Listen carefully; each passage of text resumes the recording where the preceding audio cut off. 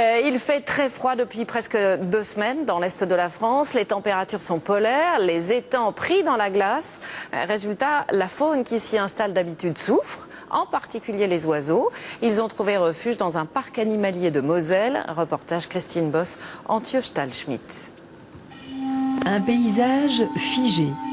La région des Grands en Moselle a pris des allures de petite Sibérie. Les surfaces d'eau sont gelées sur 30 cm et donc impraticables pour les oiseaux aquatiques. Alors, les oies sauvages, canards colverts et bernaches du Canada ont élu domicile dans le parc animalier voisin de Sainte-Croix. Ici, des espaces d'eau sont préservés grâce à des agitateurs et en plus du gîte, ils ont le couvert. Là, je vais tout simplement donner à manger aux qui sont là dans le pré. Donc c'est un mélange de blé et de maïs, tout simplement, que je mets à la volée. Une nourriture providentielle qui permet à ce peuple migrateur de résister au froid. Le parc animalier de Sainte-Croix est situé sur un axe migratoire et donc les colverts s'arrêtent, mais toutes les espèces migratrices qui passent par notre région s'arrêtent régulièrement chez nous, quoi. Plus de 200 oiseaux migrateurs sont venus doubler la population habituelle du parc.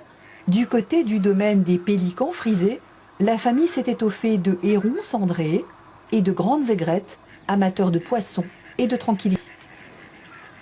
Il est bien aussi de les sustenter et de leur offrir de l'eau libre qui va leur permettre de se mettre à l'écart des prédateurs. Parce que la nuit, si tout est gelé, ils doivent partir.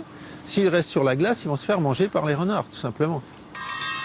Gîte, couvert et sécurité, la cigogne ne s'aventure plus hors du site, en tout cas aussi longtemps qu'il faudra une tronçonneuse pour casser la surface gelée de l'étang. Seule solution pour abreuver les pensionnaires du parc. Dans les années 60.